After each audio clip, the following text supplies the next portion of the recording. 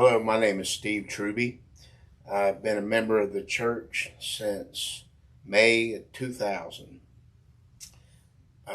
I am Paul Gregory's father-in-law. My life started out a little bit like Paul's. In 1997, I was convicted of aggravated assault on a police officer. I was driving my semi and I was trying to run over a bunch of cops. Anyway, I was facing 40 years in jail, and by the grace of God and God's providence, even back then, working in my life, and through an attorney, I got out with nothing but probation, 7 years probation, and they told me not to come back to Texas. So I came back here to Lakeland where I was living, and I quit doing drugs and alcohol, and I knew I wanted to change, but I didn't really know what. I wasn't really sure I wanted God in my life. I just wanted not to be a junkie anymore and not to be committing crimes. So I met my wife on the internet, and her and my daughter Angie Gregory taught me the gospel, and I was baptized May 17th, 2000.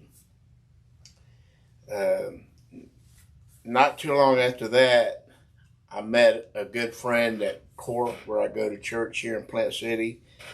His name is Roger, and we got to be good friends, and he died. And at Roger's funeral, I found out that he's got a son serving a life sentence for rape and murder, attempted murder, and he was at Hamilton CI.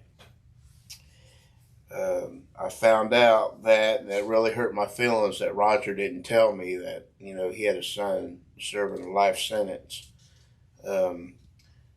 Todd is his name. Todd Mays reached out and said he wanted to be baptized.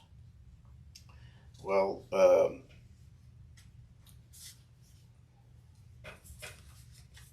Connie, my wife, has a good friend named Debbie Shepherd, and Connie asked Debbie if she knew anybody up there that could go baptize Todd. And somehow Debbie knew about Daryl Townsend. So Connie and Daryl talked, and they talked about a lot of things, and Daryl went up to baptize Todd. And in that conversation, Connie talked to Daryl about me, about my past, and Daryl was very interested and wanted to meet me and possibly get me involved as a volunteer to go in and work behind the gates in the prisons. So it was sometime late 2010, that I met Daryl at a barbecue restaurant in Stark, Florida. We ate and had a good talk. I told Daryl about my whole past and all my criminal activity and stuff that I was doing. He said I would be a good person to be a volunteer, to go in and teach Bible study and preach and just tell the men my story and about how God's grace is even for them, that we can change. Just because you've led a bad life doesn't mean you can't change and work hard in God's kingdom to serve Him. So not too long after that, Daryl gave me the paperwork, and I was approved as a volunteer for Department of Corrections here in Florida. I was still a little bit anxious about going inside the gates, so I would send out men correspondence courses. I just looked up men's names. I started with A's and went up through the alphabet and just wrote men and asked them if they wanted to study the Bible with me. And the main prison that I work at now is Polk Correctional. I also work part-time at Avon Park and Hardy CI.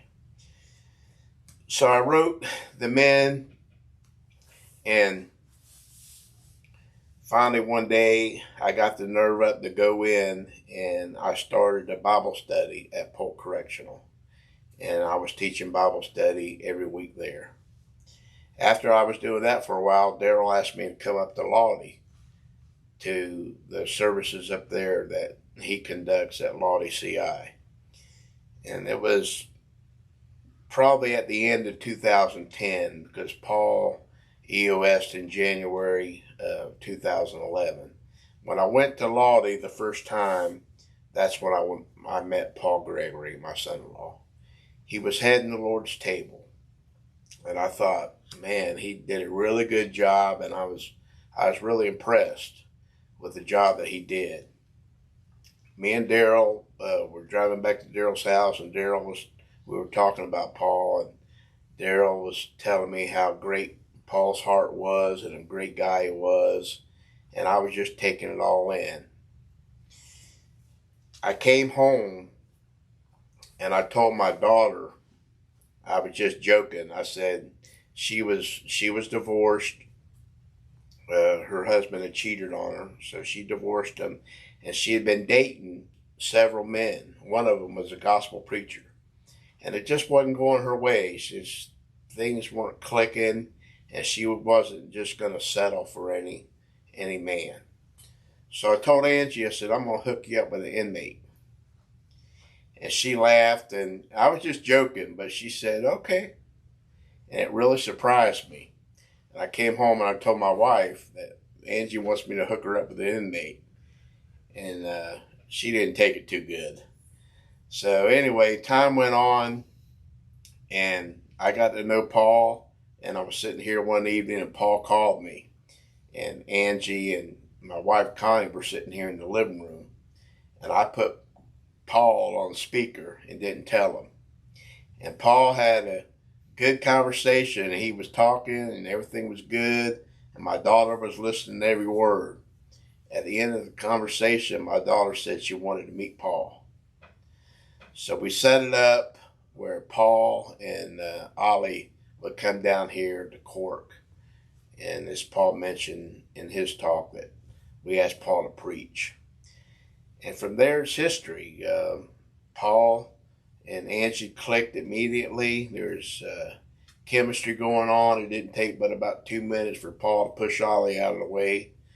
And we're really thankful to God. I mean, this is a story of God's grace and God's love and his providence in working in my life and Paul's life, how we came from the world, came from a criminal element, and we can serve God, and we can work in his kingdom. And today I've been in the prison work since 2010. I'm currently, like I said, working at Polk, Avon Park, and Hardy. I go up to Lottie every now and then to see Daryl. I've been to Lake Butler. I like going to Liberty CI with Daryl on occasions.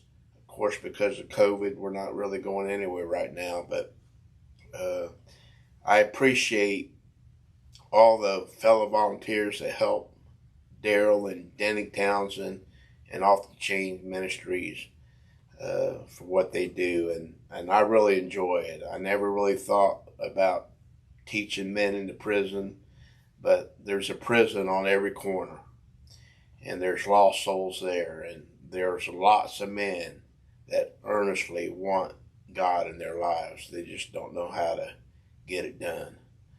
So I'm very thankful for God's grace and his mercy working in my life, and I'm very thankful for Paul. I couldn't ask for a better son-in-law. He stuck with Angie from the first day to the last day, and he's the great dad to the kids, my grandkids. I just couldn't ask for a better person.